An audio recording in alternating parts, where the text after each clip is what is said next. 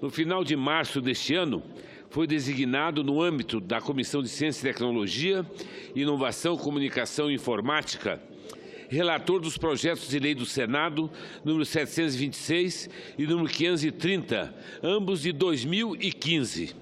Ambas as proposições trazem regras para disciplinar o transporte individual privado.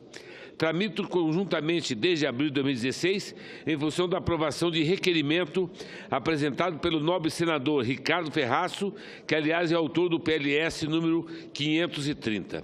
A segunda proposição, PLS 726, por sua vez, é da lavra do eminente senador Lazier Martins. Mais recentemente, no dia 5 de abril deste ano, foi-nos apresentado o projeto de lei da Câmara, número 28 de 2017.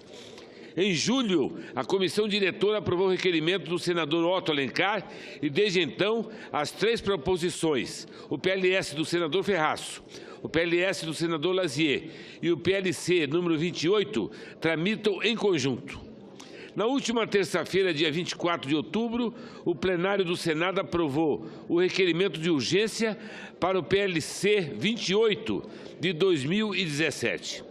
Senhoras senadores, senhores senadores, a regulamentação do transporte individual privado afetará nossa política de mobilidade urbana, modificará o Código de Trânsito brasileiro, terá profundo impacto em um setor altamente relevante da economia nacional, terá desdobramentos da área de segurança e, é claro, terá relevantes consequências sociais.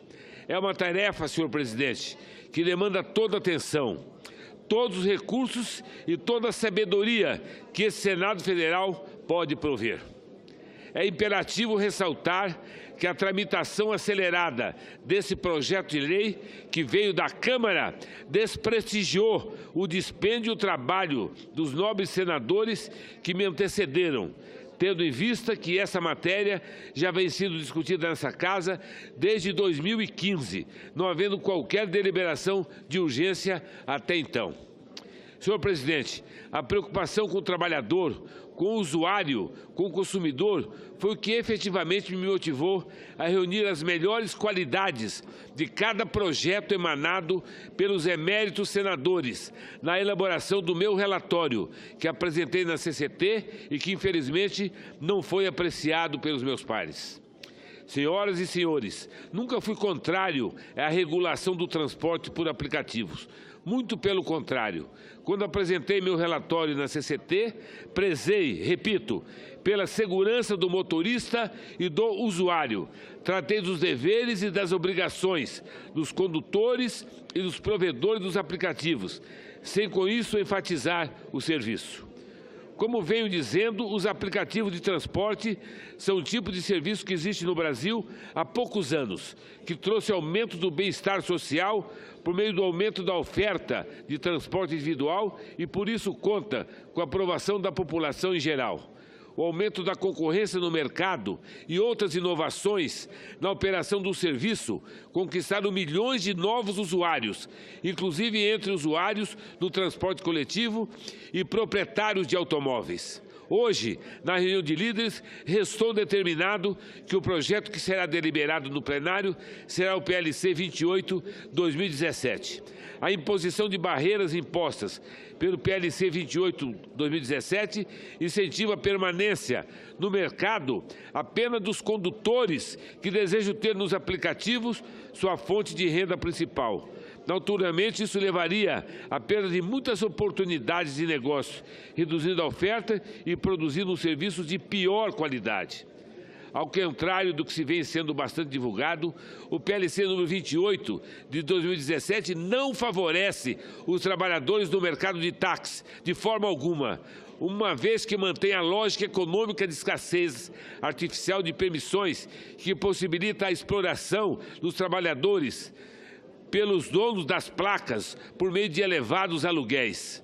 Se as regras do táxi forem estendidas aos aplicativos, o valor da escassez seria revertido para as empresas pelo aumento do percentual de comissão cobrada dos motoristas e pelo aumento de preço para os usuários. No limite, em vez de competir por passageiros Com inovação e boa qualidade de serviço, os aplicativos podem ser direcionados a competir pela aquisição de autorizações. A exigência de propriedade do veículo, posta no PLC número 28 de 2017, senhoras e senhores, levaria à diminuição das possibilidades de geração de renda para pessoas não proprietárias de automóveis. Essa restrição não apresenta nenhum benefício, tanto assim que não existe nem mesmo no setor de táxi, em que o permissionário pode dispor de condutores auxiliares. Isso diminuiria a acessibilidade de trabalho a quem está desempregado ou precise complementar sua renda. Senhoras e senhores senadores, esta Casa precisa estar atenta no momento que vivemos. Uma severa crise econômica que assola nosso país e que culminou no índice que chegou ao patamar da casa dos 13 milhões de desempregados. No comércio, os números são alarmantes. Segundo o IBGE, por 2 anos seguidos, o Brasil fecha mais empresas que abre. No meu estado de Mato Grosso do Sul, por exemplo, diariamente 10 empresas fecham as portas. Essa média se relaciona ao pior desempenho dos últimos 13 anos. 1.191 negócios foram extintos de janeiro a maio deste ano. Muitos desses empregados estão conseguindo auferir renda para o sustento de suas famílias, colocando sua força de trabalho como motorista no cadastro dos aplicativos. Nesse ambiente, nós, representantes dos interesses do nosso povo, precisamos agir para fomentar a geração de renda aliada ao avanço tecnológico. E os aplicativos de mobilidade têm se mostrado como progresso. Não podemos, portanto, aceitar o retrocesso. Nesse sentido, apresentamos emenda alterando substancialmente os incisos 3º e 4º do artigo 11b da Lei 12.587 de 2012, para retirar do texto a necessidade de portar autorização emitida pelo Poder Público, bem como a obrigatoriedade do veículo estar em nome do prestador de serviço, ou seja, motorista parceiro. A outra emenda que apresentamos retira do artigo 4º a expressão veículo de aluguel. Senhor presidente, a exigência do uso do veículo de aluguel, ou seja, a troca de placas cinza por placas vermelhas, não nos parece viável.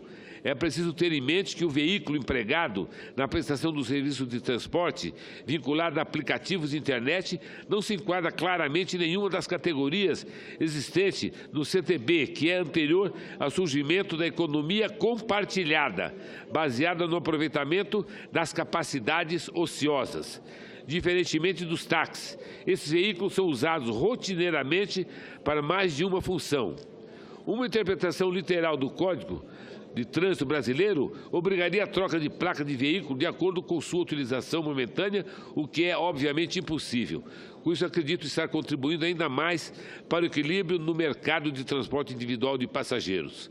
Senhoras e senhores senadores, a aprovação do teor do PLC 28, considerando suas nefastas consequências sociais, além de ignorar a opinião pública, acabaria por sacrificar o bom senso e a serenidade típicas das deliberações desta Casa, colocando em xeque nosso compromisso com o trabalhador e consumidor brasileiro. Concluindo, senhor presidente, deixo aqui meu protesto de não ter tido a oportunidade de demonstrar um trabalho que foi fruto de um esforço coordenado de pesquisa e consultoria, destinada a regulamentar o transporte individual de forma a proporcionar maior qualidade e segurança aos usuários e motoristas, sem engessar de forma demasiada as funcionalidades dos aplicativos, muito menos estatizá-los, como pretende o texto do PLC 28 de 2017. É o que eu tenho a dizer. Muito obrigado.